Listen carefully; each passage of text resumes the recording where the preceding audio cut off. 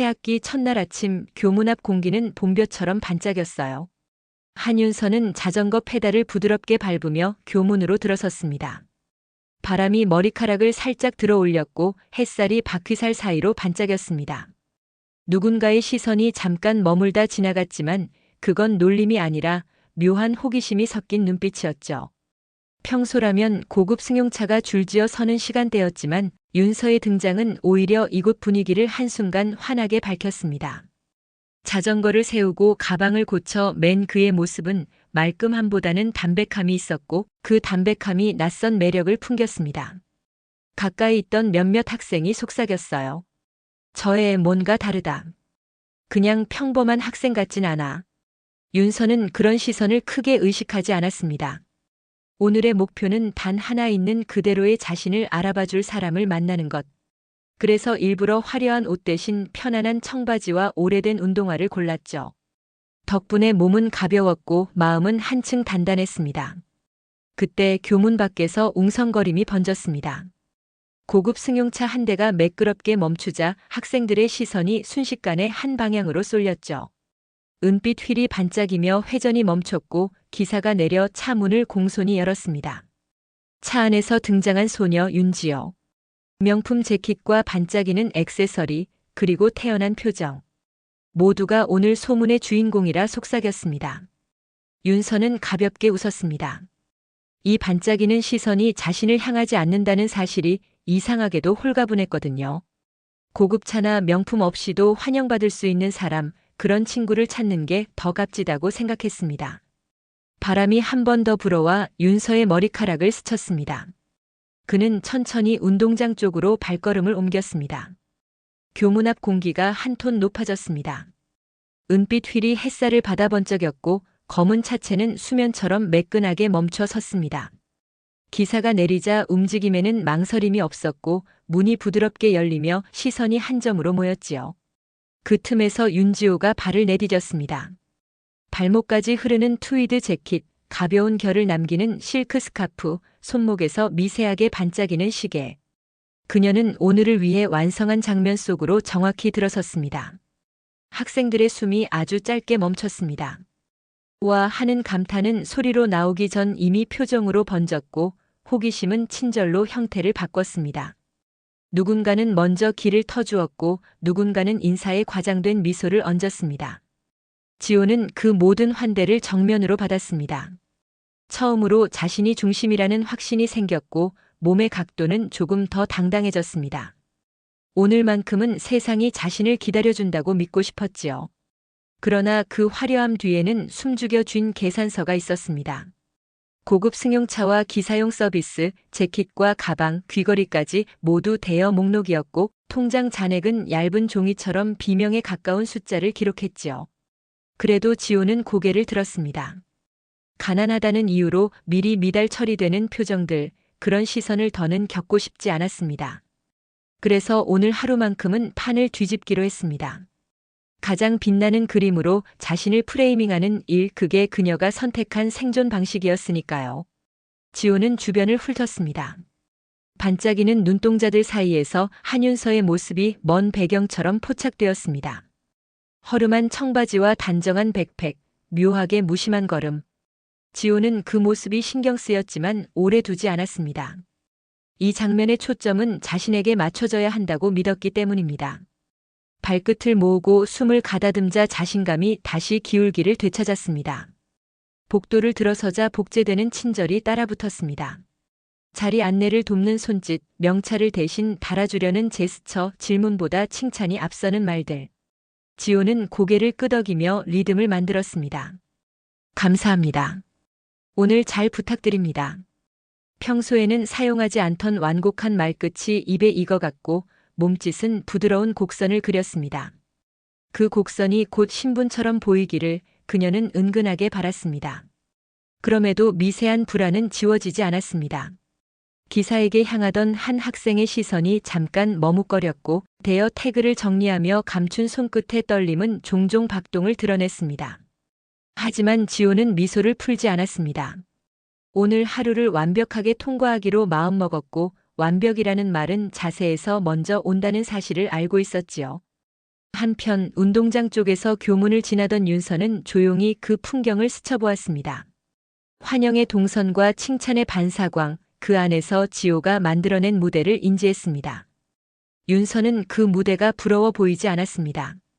다만 누군가가 자신을 보호하기 위해 선택한 과정이 길게 남을 때 어떤 슬픔이 붙는지 어른들의 세계에서 이미 본 적이 있었지요. 그래서 그는 시선을 오래 두지 않고 수업표를 다시 확인했습니다. 오늘의 시작을 자신의 속도로 지켜내기로 했습니다. 종이 울리고 공기가 교실의 형태로 접혔습니다. 지호는 안내받은 자리 끝에 앉아 자세를 고쳐 잡았습니다. 명찰 위 이름의 획이 더 단단해 보이도록 손가락으로 살짝 문질렀습니다. 환한 인사들이 다시 돌았고 지호는 그 인사들을 빠짐없이 받아 적듯 고개를 끄덕였지요. 마음 한켠에서는 작은 계산이 계속되었습니다. 점심 학교 다음 장면. 하루의 시나리오를 틈없이 채워넣는 일, 그것만이 자신을 지키는 방패라고 믿었습니다. 창밖으로 바람이 지나가며 커튼을 살짝 들어 올렸습니다. 빗줄기가 사선으로 책상 위를 스쳤고 반사된 조각이 지호의 손등에 하얗게 맺혔습니다. 순간 그녀는 문득 생각했습니다. 오늘이 끝나면 내일도 이렇게 살아낼 수 있을까요? 그러나 질문은 끝까지 소리되지 않았습니다. 종이 한 번 더 울렸고 첫 시간이 시작되었기 때문입니다. 여기까지가 그녀가 준비해온 완벽한 등장 장면이었습니다. 아침 조회가 끝난 뒤 복도는 쉬는 시간의 소란으로 가득 찼습니다. 학생들이 삼삼오오 모여 웃음소리를 터뜨리고 누군가는 복도 끝에서 공을 차다 선생님에게 들켜 허둥대기도 했습니다. 그 사이를 한윤서는 조용히 걸었습니다. 손에는 수업에 쓸 책 한 권과 필기구가 전부였고 발걸음은 자신만의 리듬을 유지하고 있었지요. 반대편에서 윤지호가 걸어오고 있었습니다. 친구 무리 사이에서 중심에 선 채 누군가의 농담에 웃음소리를 섞어주며 여유롭게 걸었습니다. 오늘 하루 종일 쏟아지는 관심 속에서 기분은 한껏 부풀어 있었죠. 그런데 윤서가 다가오자 지호의 눈동자가 짧게 멈췄습니다. 깔끔하지만 특별히 화려하지 않은 차림, 주변에 휘둘리지 않는 차분한 표정.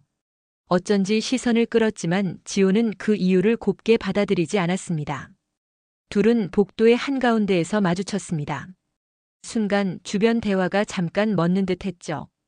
지호는 고개를 살짝 기울이며 입꼬리를 올렸습니다. 그러나 그 웃음은 환영이라기보다 평가에 가까웠습니다. 그 안에는 내가 누군지는 몰라도 여기서 돋보이진 않을 거야 라는 기묘한 단정이 스며 있었습니다. 윤서는 그 시선을 읽었지만 아무 말도 하지 않았습니다. 대신 미세하게 시선을 비켜내며 지나갔죠. 그러나 지호의 마음은 쉽게 놓아주지 않았습니다. 뒤에서 친구들이 속삭였습니다. 좀 독특하게 생겼네. 지호는 그 속삭임을 놓치지 않았고 어깨를 으쓱하며 웃었습니다. 그 웃음은 곧 작은 씨앗이 되어 복도 곳곳에 묘한 분위기를 퍼뜨렸습니다. 그리고 그 씨앗은 곧 소문이라는 이름으로 자라나기 시작했습니다. 다음 수업이 시작되기 전 지호는 일부러 윤서 근처에 앉아 가벼운 농담을 던졌습니다. 하지만 그 농담 속에는 미묘한 경계선이 있었습니다. 마치 너와 나는 다르다는 암시를 주는 말투였죠. 몇몇 학생들은 그 뉘앙스를 읽고 피식 웃었습니다. 윤서는 여전히 침착하게 반응하지 않았지만 그 침묵이 오히려 지호에게는 도전처럼 느껴졌습니다. 자신을 부러워하지 않는 윤서의 태도가 기분이 나빴습니다. 점심시간이 가까워질수록 교실 공기는 한쪽으로 기울어졌습니다. 누군가는 눈짓으로, 누군가는 낮은 목소리로 윤서에 대한 이야기를 주고받았습니다. 조용하네. 약간 튀는 것 같기도 하고. 그 말들은 결론 없는 수군거림이었지만 중심에는 늘 지호가 있었습니다. 그녀는 대놓고 나쁜 말을 하지 않았지만 미묘하게 사람들의 호기심을 유도했습니다. 그렇게 첫 대면은 이미 오해와 편견의 틀 속에서 굳어지고 있었습니다. 윤서는 창가에 앉아 햇빛이 비치는 교정을 바라봤습니다. 자신을 둘러싼 시선이 변하고 있다는 걸 느꼈지만 서두르지 않기로 했습니다. 언젠가는 진실이 드러날 거라는 믿음, 그리고 그 순간을 기다릴 여유가 있었으니까요. 점심종이 울리자 학생들이 한꺼번에 복도로 쏟아져 나왔습니다. 시끌벅적한 소리와 발걸음이 식당으로 향했고 윤서도 조용히 그 대열에 섞였습니다. 그녀는 서두르지 않고 줄 맨 끝에 섰습니다. 급식 메뉴를 기다리며 가볍게 숨을 고르고 있었죠. 그때 앞쪽에서 웃음소리가 더 커졌습니다. 윤지호와 그녀의 무리가 눈에 띄게 줄을 가르며 들어오는 모습이었습니다. 지호는 마치 자기 자리를 되찾는 듯 친구들 사이로 파고들어 윤서 앞을 가로막았습니다. 서두르셔야죠. 가난한 애들은 이런 데서 더 빨리 움직여야 해요. 안 그러면 먹을 것도 못 먹잖아요. 그 말은 농담처럼 던졌지만 의도는 분명했습니다. 주변 학생들이 킥킥대며 웃었고 몇몇은 고개를 갸웃하며 윤서를 바라봤습니다. 윤서는 아무 말도 하지 않았습니다. 대신 트레이를 양손으로 단단히 잡고 앞으로 나아갔습니다.